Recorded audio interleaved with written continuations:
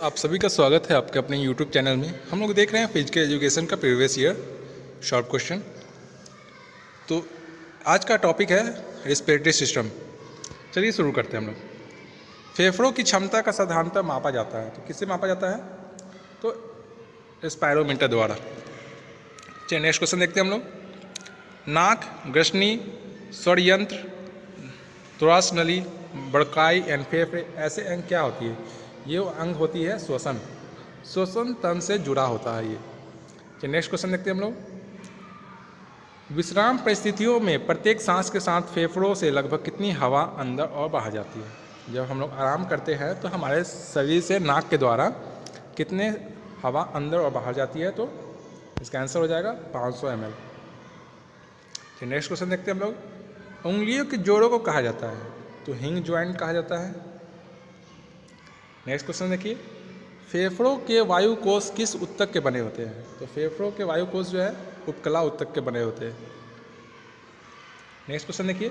श्वास लेते समय हमारे फेफड़ों के अंदर का दबाव घटता है। जब हम श्वास लेते हैं तो हमारे फेफड़ों के अंदर का दबाव घटता है। चलिए नेक्स्ट क्वेश्चन देखते हैं। एरोबिक व्यायाम मांसपेशियों को अधिक ऑक्सीजन देती है। एरोबिक व्यायाम जो है मांसपेशियों को अधिक ऑक्सीजन देती है। चलिए नेक्स्ट क्वेश्चन देखिए। दाएं अलिंद एवं दाएं निलय के मध्य स्थित कपाट कहलाता है? तो ट्राइकस्पिड वाल्व कहलाता है। यहाँ पे हृदय के 4 प्रकार के वाल्व होते हैं। देखिए यहाँ पे पल्मोनरी वाल्व जो है हृदय से फेफड़ों में रक्त जाता है। एरोटिक वाल्व हृदय से शरीर अंगों में रक्त। ट्राइकास्पिड वाल्व दाएं अलिंद से दाएं निलय में रक्त। मिट्रल वाल्व जो है बाएं अलिंद से बाएं निलय में रक्त ले जाता है। तो ये फेफड़ों का जो है हार्ट के बारे में बताया गया है कि कौन सा वाल्व कहाँ ले जाती है रक्त को। चलिए नेक्स्ट क्वेश्चन देखते हैं हम लोग। निम्नलिखित में से कौन सा अंग पलुड़ा द्वारा ढका होता है? तो ये है गुर्दा, ये फेफड़ा है। फेफड़ा जो है पलुड़ा द्वारा ढका होता है। नेक्स्ट क्वेश्चन देखते हैं हम लोग। अधिक से अधिक श्वास बाहर निकालने के उपरांत फेफड़ों में बची हुई वायु की मात्रा को कहते हैं? इसे कहते हैं हम लोग रेसिड्यूअल वॉल्यूम। चलिए नेक्स्ट क्वेश्चन देखते हैं हम लोग।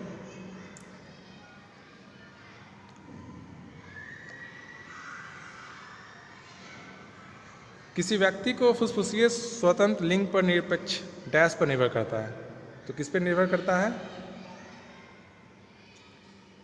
ज्वारीय परिमाण पर और श्वास गति पर।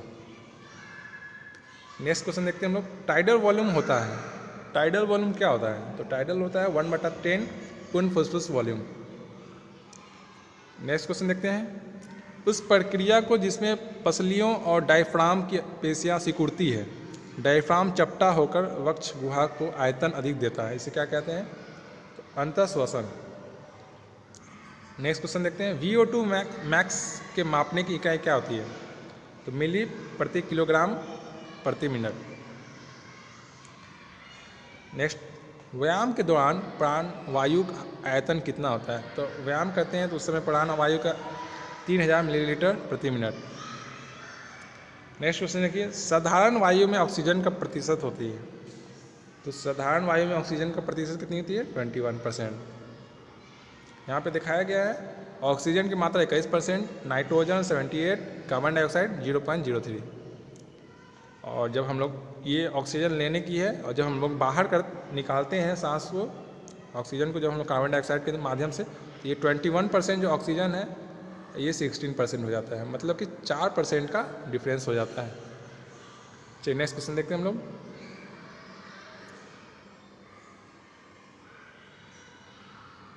प्रकृति में नाइट्रोजन गैस की मात्रा कितना प्रतिशत होता है? तो अभी जस्ट हम लोग देखें 78%। नेक्स्ट क्वेश्चन देखिए। सूची 1 और सूची 2 में मिलाना है। ऑक्सीजन 21%, कार्बन डाइऑक्साइड 0.04%, नाइट्रोजन 0.79% और धूल के कण होते हैं कुछ मात्रा में। चलिए नेक्स्ट क्वेश्चन देखते हैं हम लोग। सहत की गई सांस में ऑक्सीजन का प्रतिशत कितना होता है? तो ऑक्सीजन का प्रतिशत 21% होता है। यहाँ भी दी गई अंदर ली गई हवा वायु है नाइट्रोजन 78, ऑक्सीजन 21, कार्बन डाइऑक्साइड 0.03%। जब हम लोग सांस को बाहर निकालते हैं तो नाइट्रोजन सेम रहता है, ऑक्सीजन और कार्बन डाइऑक्साइड में 4% का अंतर होता है। चलिए नेक्स्ट क्वेश्चन देखते हैं हम लोग। हृदय की श्वसन क्षमता संबंधित होती है तो ताकत से होती है, लचीलेपन से, समान शारीरिक और सहन शक्ति से, उपयुक्त सभी। चलिए नेक्स्ट क्वेश्चन देखते हैं हम लोग। प्राण वायु कौन है? तो प्राण वायु कौन है? ऑक्सीजन। नेक्स्ट क्वेश्चन देखिए। फेफड़े हिस्सा है, फेफड़े जो हिस्सा है श्वसन तंत्र के।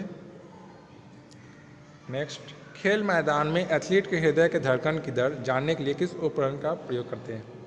तो ये है रेडियो टेलीमीटर। खेल के मैदान में जो एथलीट का हृदय का धड़कन जो है उसको जांचने के लिए हम लोग रेडियो टेलीमीटर का उपयोग करते हैं। स्पाइरोमीटर फेफड़ों की क्षमता और जीवन धारिता को नापने के लिए है। स्फैगनोमेट्रोमीटर जो है रक्तचाप को, ब्लड प्रेशर को नापने के लिए। फेफड़ों की कुल वायु क्षमता होती है तो 4.5 से 5 लीटर। नेक्स्ट देखिए क्वेश्चन। कार्बन डाइऑक्साइड युक्त रक्त कहाँ ऑक्सीकृत होता है? तो ये फेफड़े में होते हैं। नेक्स्ट क्वेश्चन देखिए। किस खिलाड़ी में कार्डियोवैस्कुलर फिटनेस सर्वाधिक होता है? तो ये है मैराथन धावक में। चलिए नेक्स्ट क्वेश्चन देखते हैं हम लोग। हमारा हृदय 1 मिनट में कितनी बार धड़कता है? ये सब जानते हैं, 72 या 75 बार प्रति मिनट।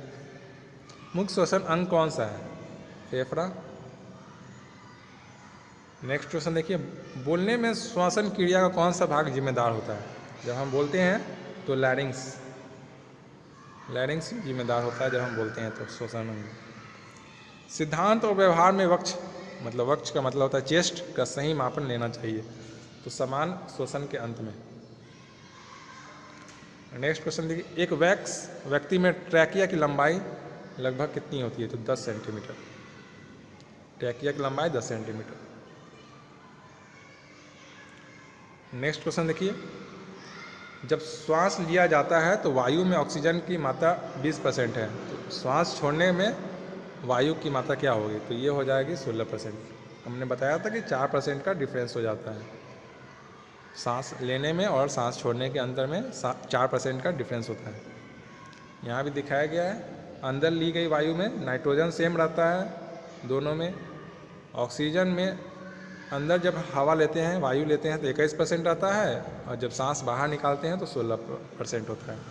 और कार्बन डाइऑक्साइड में जब अंदर लेते हैं सांस को तो 0.03% होता है और जब बाहर निकालते हैं तो 4%। चलिए नेक्स्ट क्वेश्चन देखते हैं। एक स्वस्थ व्यक्ति 1 मिनट में कितनी बार सांस लेता है? मतलब 16 से 20 बार सांस को अंदर बाहर ले जाती है। नेक्स्ट, हाइपोक्सिया सबसे कम ऑक्सीजन पहुंचाता है तो हाइपोक्सिया जो है टिश्यू में सबसे कम ऑक्सीजन पहुंचाता है। नेक्स्ट है श्वसन नलिका के अंगों का सही क्रम। तो सही क्रम क्या है? पहला होगा नासिका, फिर फेरिंग्स, फिर लैरिंग्स, फिर एल्वियोली। चलिए नेक्स्ट क्वेश्चन देखते हैं। श्वास प्रणाली 2 श्वसनी में विभाजित हो जाती है। दाहिनी श्वसनी फिर विभाजित होती है किस में? तो 3 श्वसनी में विभाजित होती है। 3 बटा होता है 3 बार में फेफड़ा और उसमें सांस चला जाता है हवा।